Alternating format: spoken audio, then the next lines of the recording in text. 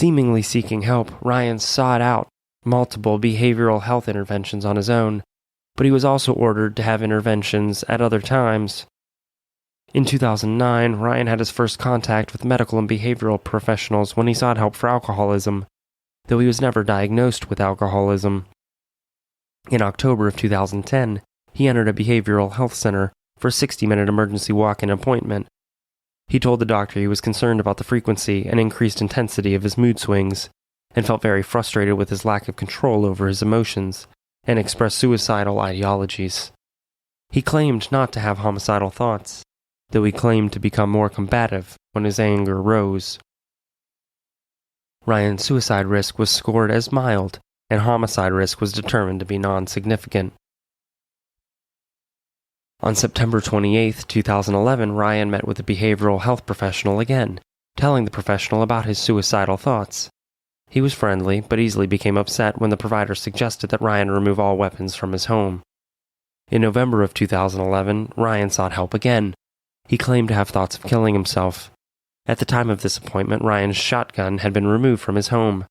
Again, Ryan was determined to be of mild risk to himself and no significant risk to others. There were no documented appointments or incidents in 2013, but in January of 2014, Ryan had a documented appointment with a health professional. This time, he denied having suicidal thoughts, but claimed to be afraid that he would do something he'd regret if he got mad enough.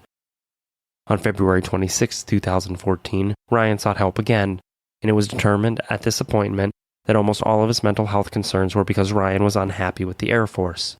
In fact, he told the provider that he would be voluntarily parting ways with the Air Force.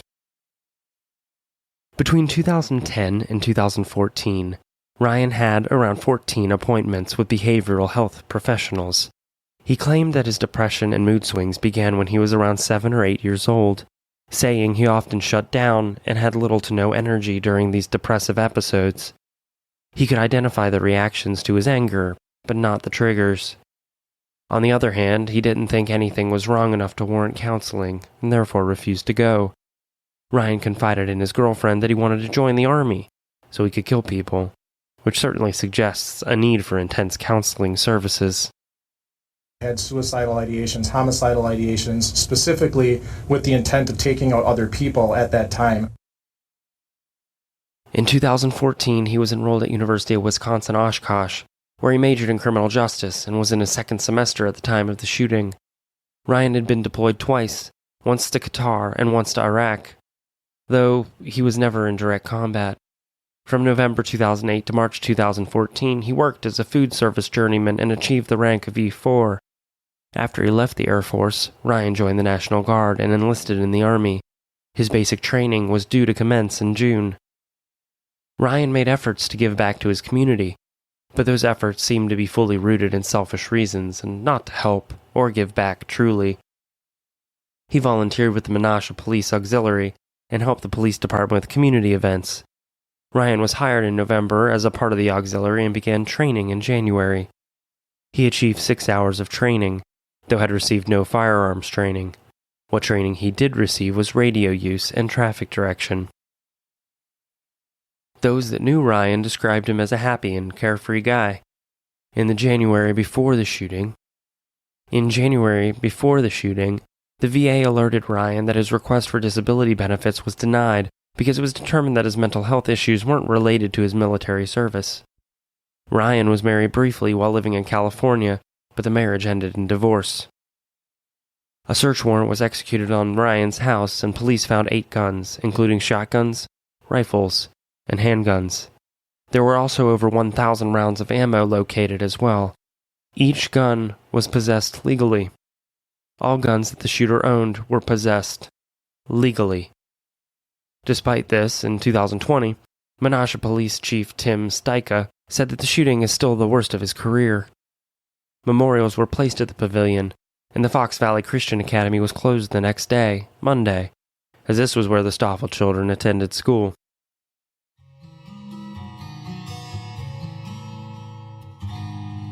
Steve Ulmer met his wife, Wendy, in high school, and they were married for nearly 13 years, producing 4 sons together. One evening, as the couple lay in bed together, Steve heard his wife suddenly gasp for air. It was an odd sound, one he's never heard before. It was so strange that it startled him from a deep sleep. Steve called 911. He was frightened. His wife had no pulse, so he performed CPR while waiting for paramedics to arrive. Wendy was rushed to the emergency room, and her heart was restarted, though not for long. Wendy was pronounced dead on March 17, 2017, after her heart simply gave out and she passed away. Knowing Steve from living in the same area, Erin Stoffel reached out to offer her support. After all, she knew better than anyone what it was like to lose your spouse so suddenly. She texted Steve words of encouragement, and he responded right away, remembering Erin in an instant. Everyone in the area knew Erin because of the shooting, though he hadn't personally met her. They spoke on the phone for about a month before finally meeting in person, and when they did, it was at a Christian music festival, and from that point forward, they were inseparable. The couple allowed each other the space to mourn and heal from their different, yet similar traumas.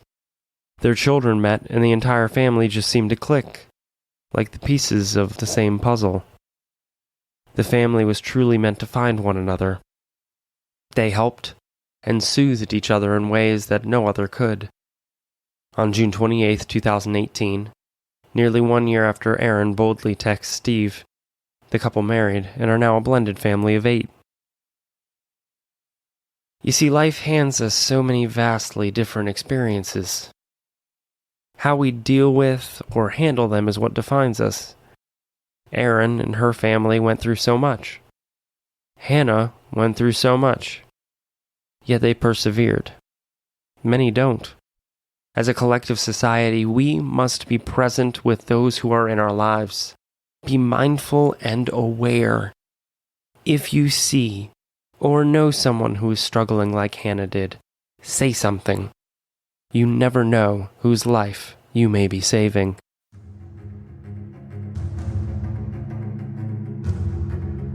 Thank you for listening to today's episode of Active Shooter, the podcast. Remember, if you see something, say something. There's no telling how many lives you may be saving. A huge thank you to Darren Curtis, who composed some of the music used in this episode. Check him out at darrencurtismusic.com. DARRENCURTIS music.com. Active shooter, reports of an active shooter, mass casualty incidents.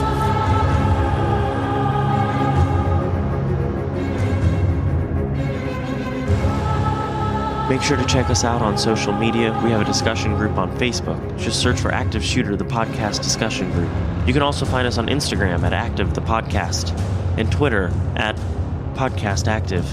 For just $1 a month, you can get access to ad-free episodes, early release episodes when available, and a shout-out on the show. Just go to patreon.com/Active the Podcast. Thank you, and be safe.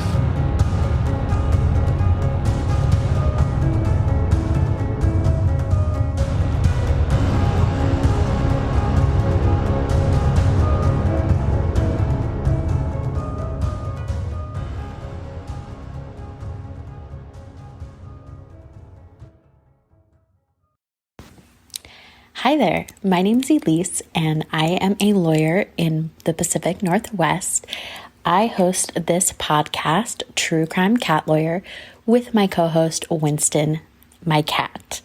She is a mustache, bow-tied, fierce little ball of sass, and we both come to you every other Thursday telling some stories from our hometown of the Pacific Northwest.